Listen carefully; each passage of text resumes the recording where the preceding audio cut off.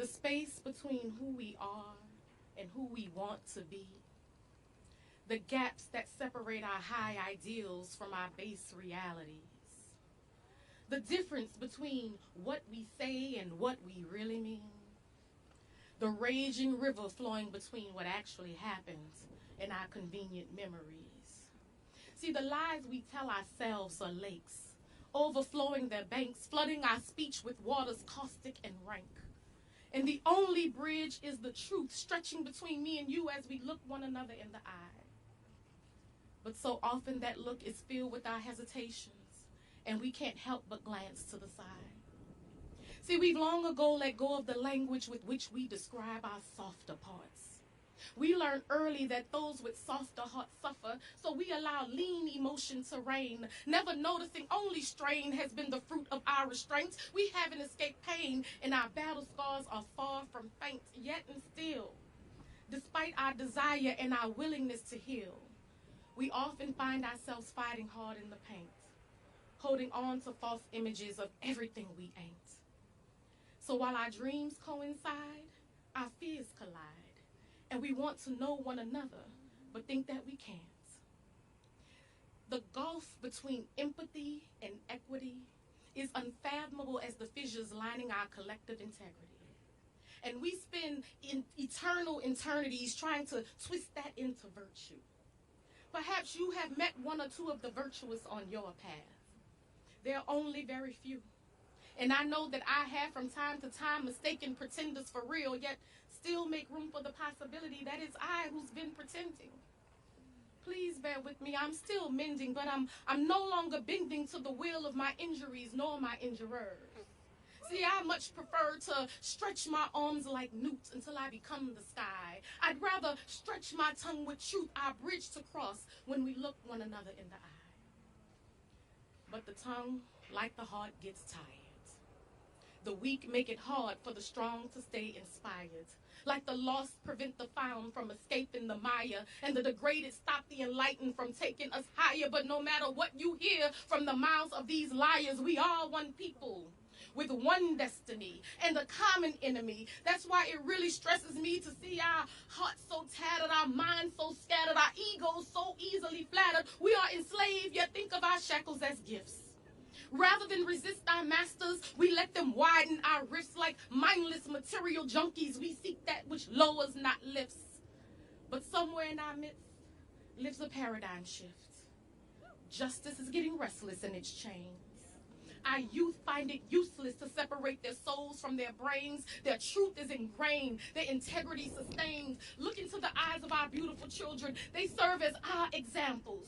Those who daily give their all, yet their reserves are still ample. Those who battle friend and foe, yet their hope is never trampled. They make music never sample, and the world's ugly could never cancel the fullness and the sweetness of their composition, nor the unadulterated truth of their mission. We have to be quiet sometimes and listen. Close our eyes and pray for the humility and the guidance to follow them to the way. Thank you.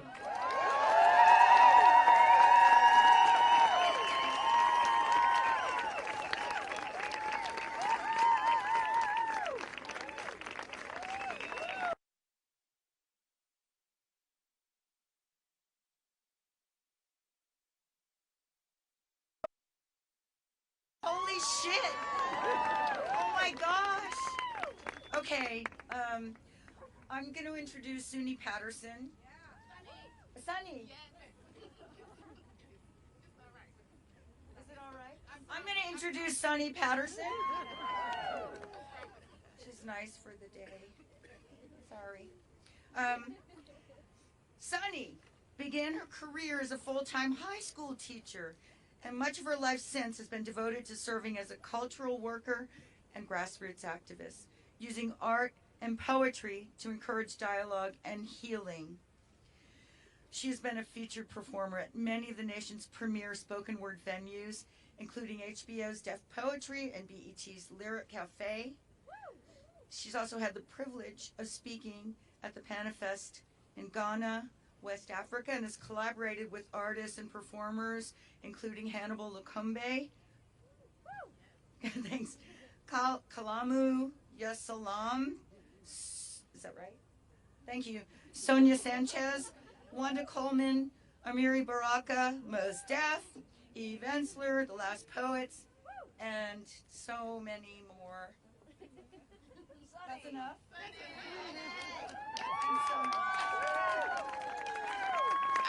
I don't even know where they find that. I don't think that's even what I said. But we make it up as we go sometimes. I'm so inspired. Hearing the words and feeling the words. That's one thing. I remember reading in The Pedagogy of the Oppressed said that one word is composed of two actions. And that's one is reflection and the other is action. And if one suffers, then the other has to suffer as well. So I give thanks for a space that has been provided that allows us to explore words in both our reflections and also in our actions. So I'm from a little town, little magical kind of town called New Orleans, and I will begin how we normally begin anything in New Orleans, and that is by honoring our ancestors. Great ancestors, you are breath, you are bridge, you carry us over tumultuous time. You who can hear and answer with quick remedy, you are ready before we ask. You who can speak through tongues of trees and fire and water, this earth cannot hold you. We pound the ground and you appear, O ancient ones. You who can make lightning strike with the flick of a skirt.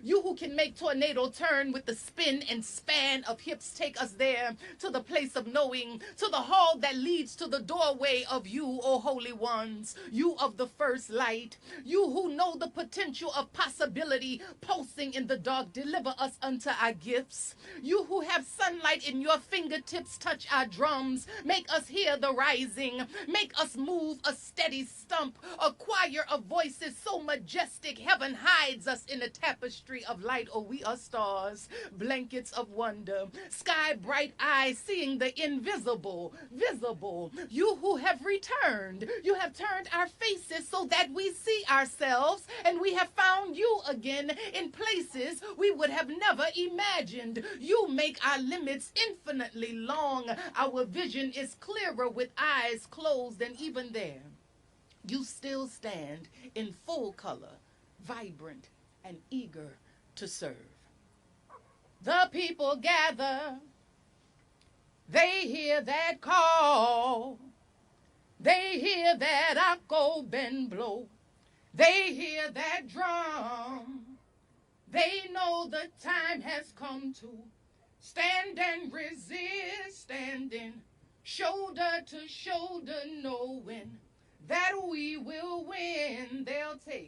They take our lives at the drop of a dime, and don't expect us to fight. Lord, just sit and be quiet while outside it's a riot. But them tables are turning and that big house is burning, and them ancestors calling, saying, move and don't stop. And although they fill our flesh with fire and lead, they'll take one look inside these eyes, see, no, we ain't scared, no, no, we ain't scared, no, we ain't scared, no, we ain't scared, no, we ain't scared, no. We have not always found comfort in killers. We have not always found solace being rocked in the bosoms of those who silently pray and then openly destroy. No, not always have we mistaken mimicry for mastery, or pretending for knowing, or enslavement for freedom. But across my memory marches millions, bold, regal, resilient, confident, unshackled feet stumping up spirits to guide us through this fickle material world. We like sun and moon folk, universal souls praying our prayers and singing our songs. Eshu, Ogun, Shango, Yemoja, Oshun, Obatala, Oya, Dambala, Aida, Wedora, Nkango, Olodumare, and Yame. We know all of you by name. We are people of beginnings, of culture, of strength. Not always have we given in to the empty threats and scare tactics of the powerless ones. Not always have we allowed the blood of our sons and daughters to color the streets while we're walking asleep, marching to the beat of death siren song. They're still wearing their sheets, nooses in reach, showing their teeth, and then smiling, it seems. But I hear in the breeze, in the rustle of the trees, in the dangling of the feet, they say, please, please don't let them ever forget. You see, not always have we suffered from amnesia. Not always have we forgotten how to conjure up spirit, ancestor. Not always have we forgotten how to conjure up spirit, ancestor wisdom, ancient Egypt. Oh my gosh. This always does something to me. It does something to me because it's quite often that we forget the power that we have. We'll get to the poem in a second. We forget the power that we forget this power. And it's so often that it's a deliberate kind of forgetting. So this is for us too. So when I'm saying this word forgive, we're in a space now where forgive is like the F word. It's a bad word. It's the other F word. So when we're saying forgive, I will offer this definition of forgiveness, which is I'm for giving up an old notion of myself in order to gain a new perspective. So what does that mean for us? What does that mean to forgive and forget? What does it mean to put power in our hands? What does it mean to say that I will do away with this archaic, oppressive definition of what forgiveness is and put myself and put my people first? What does that mean? What does it mean for us? What does it mean, as we have heard, to look one another in the eyes and say, oh my God, look at you. Look at how grand you are. Look at how beautiful you are. Look at the power that is reigning over you. You're cloaked in power. You're cloaked in wisdom. You're cloaked in beauty. You're cloaked in grace. What does it mean for us now to look at one another and go beyond what it is that we're seeing? Go beyond this thing. What does it mean now to drop our skin, drop our bones, and spread our wings and fly? Can we do that? Yeah. Is this something too far-fetched for us? No. I'm so optimistic. I'm a Pisces too, so that could mean something. But I'm optimistic. I believe that we can do it. When we're talking about preservation, when we're talking about truly what it means to preserve our souls, what it means to move and walk and still have some kind of happy in a space that is deliberately trying to kill us.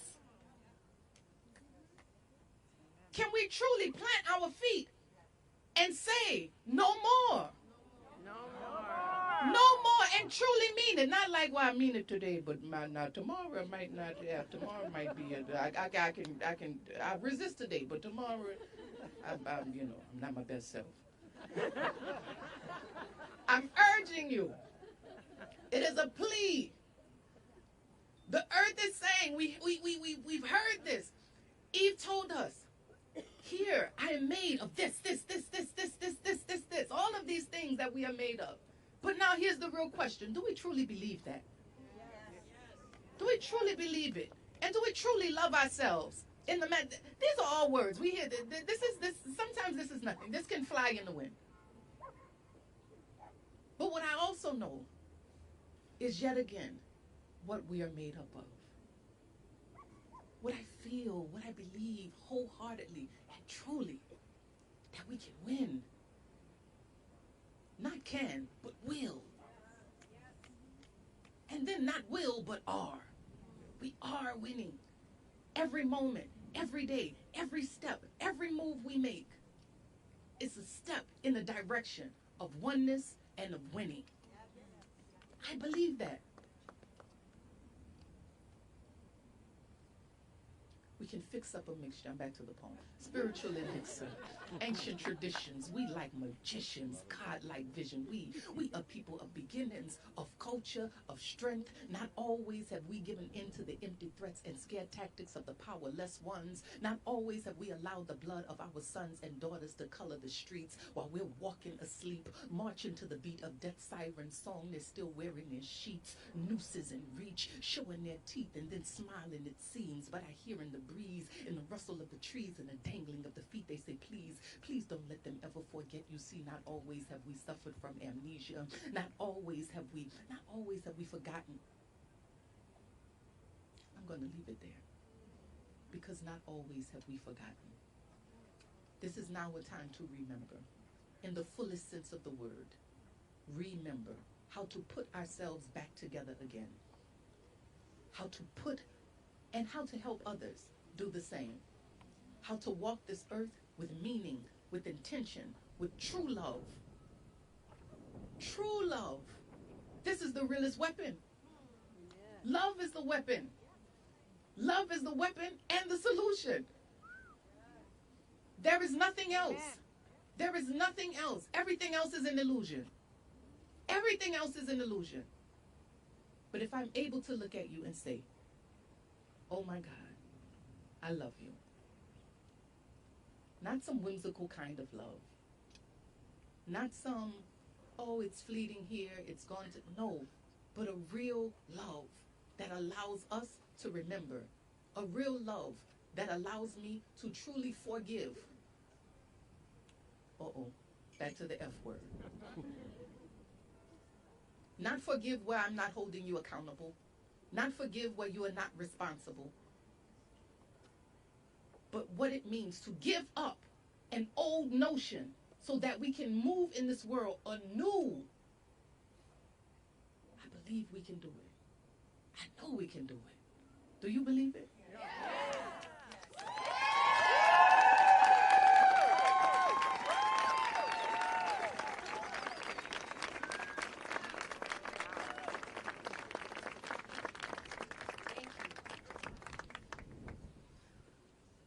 I love you.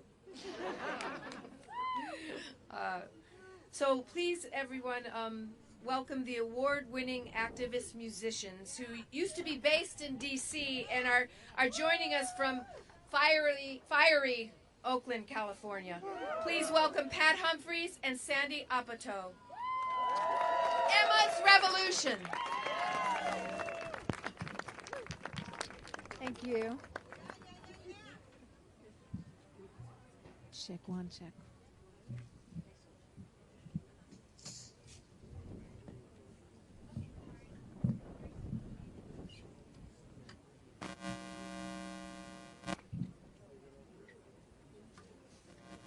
How you doing?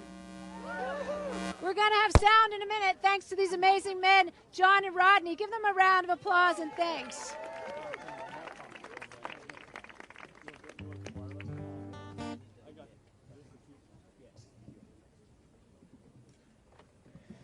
Great to be with you here. It's great to be back in the nation's capital. You always inspire us, y'all. That's where these songs come from. I'm Emma. I'm the revolution. I'm not really Emma. We're named for Emma Goldman because she said, in essence, if I can't dance, I don't want to be part of your revolution. That sounded like the right revolution to be part of. So I'm really Sandy O. And she's really Pat Humphries. We're so thrilled to have Kristen Arant joining us, a friend of ours for just such a long, wonderful time. And really, you are the revolution.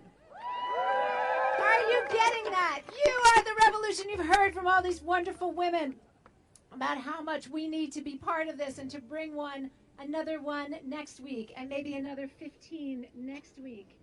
And we do come to you from California, Oakland, California these days, where, yes, I see you, where the air is toxic across California.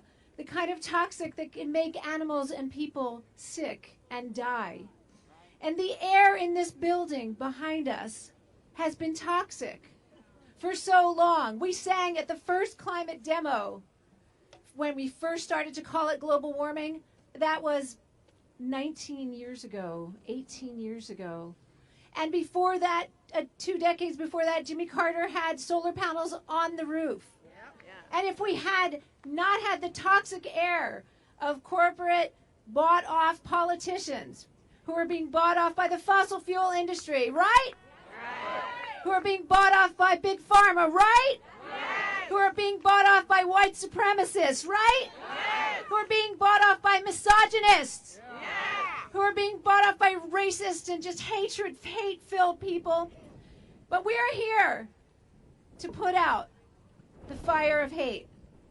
We are here to put out these fires of all sorts that are killing us. So that's going to be your part in this song.